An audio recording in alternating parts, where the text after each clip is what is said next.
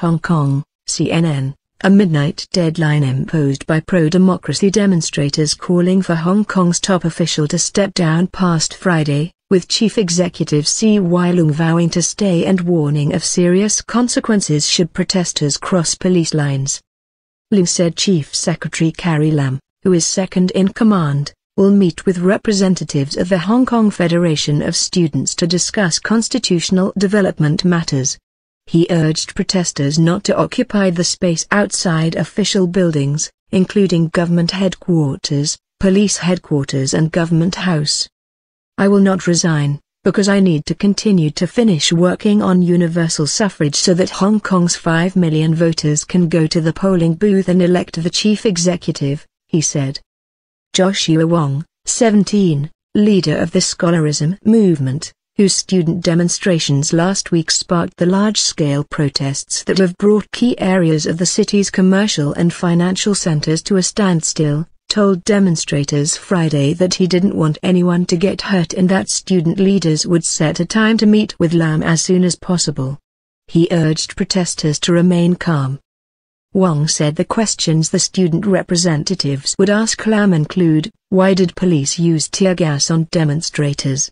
Are police planning to use rubber bullets against protesters?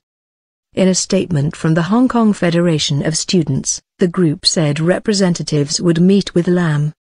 "For as long as we fail to see a chance for true universal suffrage, the people of Hong Kong people will continue to occupy so we can put pressure on the government," the statement said.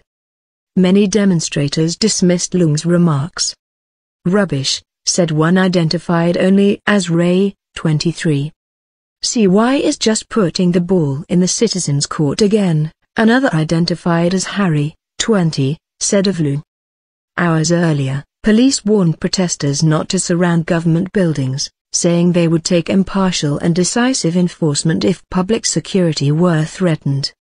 The pro-democracy mass demonstrations have largely been peaceful since police fired tear gas and pepper spray on protesters Sunday.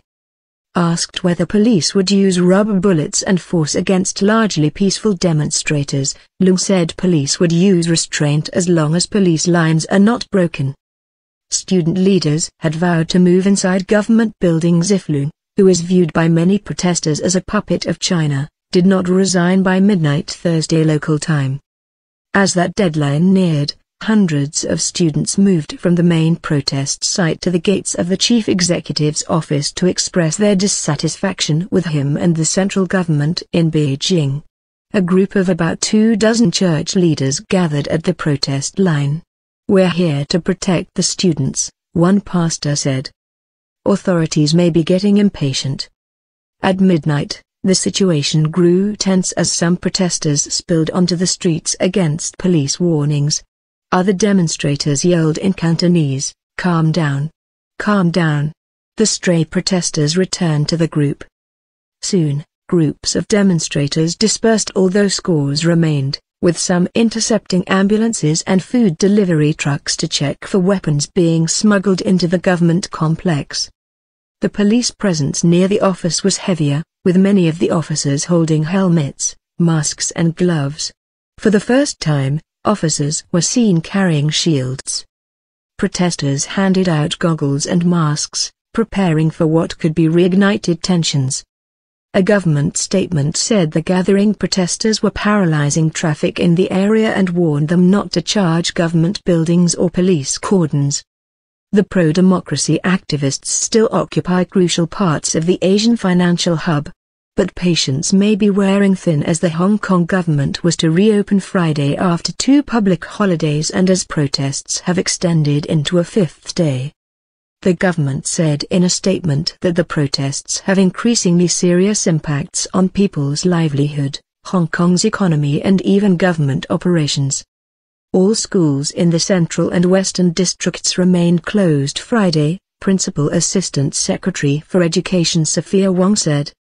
Student leaders said police were gathering supplies, including tear gas and pepper spray, to clear the protest, and they urged more supporters to come out. How tear gas united Hong Kongers. The police are sending gear to their chief executive's office, Chow said. Please go over there to offer support. We are fighting for universal suffrage and the right to nominate our leaders. A CNN journalist saw containers being brought into the government offices Thursday evening labeled round, 38mm rubber baton, or rubber bullets. Hong Kong police would not confirm the contents of the containers. Other protest leaders urged unity among a group that is rapidly becoming fatigued after several nights on the streets. The volunteers here are working so hard to try and keep everyone united, said Benny Tai, co-founder of the Occupy Central movement.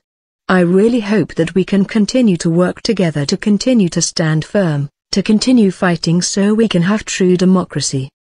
A high-ranking Chinese official has denounced the protests as illegal acts and reiterated China's view that what happens in the special administrative region is purely a domestic matter. Hong Kong affairs are China's internal affairs, said Wang Yi, the Chinese foreign minister. Hong Kong protests, what's next? Wang is the highest-level official to speak critically about the Hong Kong pro-democracy demonstrations. Wang made the comments while standing next to U.S. Secretary of State John Kerry, who has expressed support for universal suffrage. Can the protests last?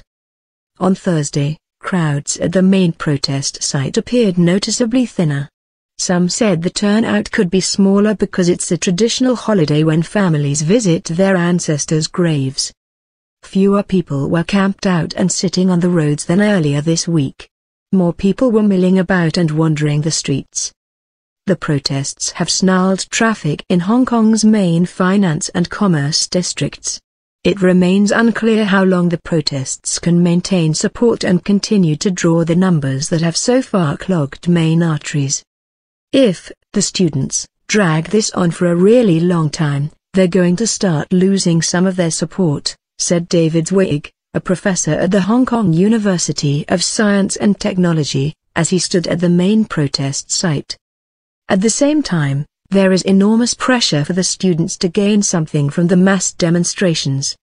Tensions rose after a late August decision that gave Beijing control over the slate of Hong Kong chief executive candidates in 2017. It will let the city's 5 million eligible voters pick a winner, rather than a 1,200-member committee stacked with Beijing loyalists that has chosen past leaders. But critics argue that the right to vote is pointless if the candidates are hand-picked by Beijing. Meet the 17-year-old student agitating for change in Hong Kong. They launched the large-scale civil disobedience, which was dubbed the Umbrella Revolution after umbrellas became symbols of the movement when they were used to shield against police tear gas and pepper spray Sunday. The huge crowds demand true universal suffrage without restrictions on candidates. To date, 91 people have been injured in the protests, according to a government media officer. Despite the huge turnout on the streets, not everyone in Hong Kong is behind the protest movement. Leung has backing from pro-Beijing groups like the Silent Majority for Hong Kong, which has had its own rallies. They argue that pro-democracy activists will endanger Hong Kong and create chaos.